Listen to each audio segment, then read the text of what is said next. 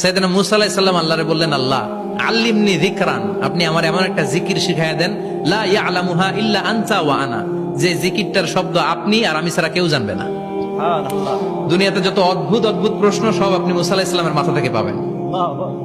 Very curiosity ছিল ওনার, বিভিন্ন বিষয়ে আল্লাহরে প্রশ্ন করতেন। আল্লাহরে বললেন, আল্লাহ আল্লিমনি কালিমাতান, আল্লিমনি যিকরান লা ইয়ালামুহা ইল্লা আনতা ওয়া আনা।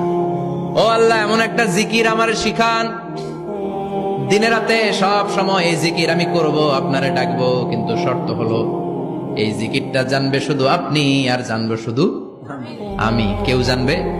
আল্লাহ বললেন, মুসা পড়ো লা ইলাহা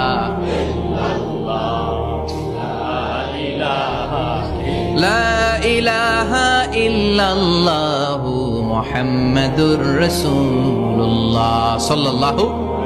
আল্লাহ বললেন, মুসা পড়ো লা ইলাহা ইল্লাল্লাহ। মুসা আলাইহিস সালাম কয়, মাবুদ এটা তো জাতীয় জিকির, সবাই জানে। জানেন জানে না লা ইলাহা ইল্লাল্লাহ এমন কেউ আছে? কথা কন, জানেন না আপনারা? কথা বলেন, জানেন না? মুসা আলাইহিস সালাম বললেন, আল্লাহ এটা জাতীয় জিকির কইলেন কেন?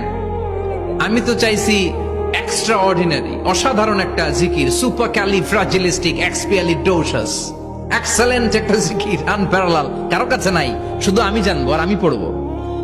আল্লাহ বললেন, মুসা এই লা ইলাহাকে যদি এক পাল্লায় রেখে দাও, তামাম বিশ্ব, সাত আকাশ, সাত জমিনটারে তুলে যদি তুমি আরেক পাল্লায় রেখে দাও, লা রাজাহাত কাফাতু লা ইলাহা ইল্লাল্লাহ, মুহূর্তের মধ্যে লা ইলাহার পাল্লা ভারী হয়ে যাবে।